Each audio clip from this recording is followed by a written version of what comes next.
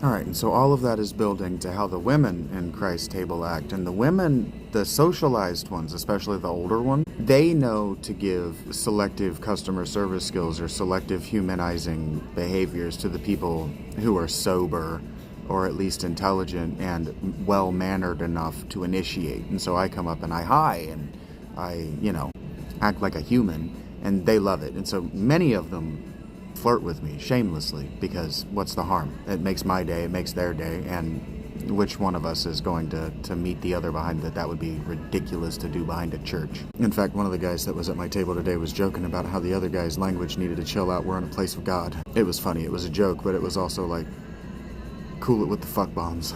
The women behind us can hear you, and that's disrespectful. And I appreciated that in a big way. It was awesome to see, because that's how men behave.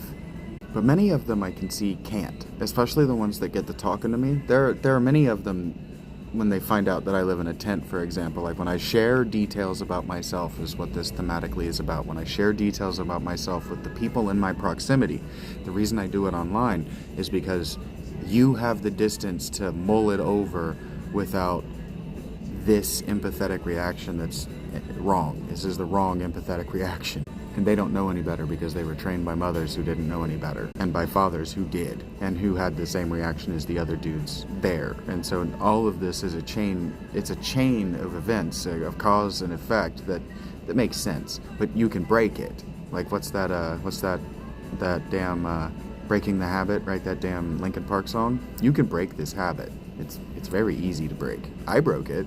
I broke it by interacting with the homeless people who would come and hang out in my parlor, because I would encourage them to come back and hang out in my parlor at night, because I would be there, they would be safe if they could act right, and they all acted right, because I was like, hey, you can hang out here in the winter at night. We're 24 hours, just I'll get you, I'll buy you a drink, you can hang out in the parlor, you're a customer, behave like a customer, don't bother my other customers, nobody's going to go into the parlor, be cool. And they were all cool. Now, they wouldn't leave when the other manager came in, and that got them kicked out and banned, but that was on them for not being cool with her. But that was on her for not being cool with them for this that I'm talking about. She didn't know how to treat them because she didn't know how to empathize with them.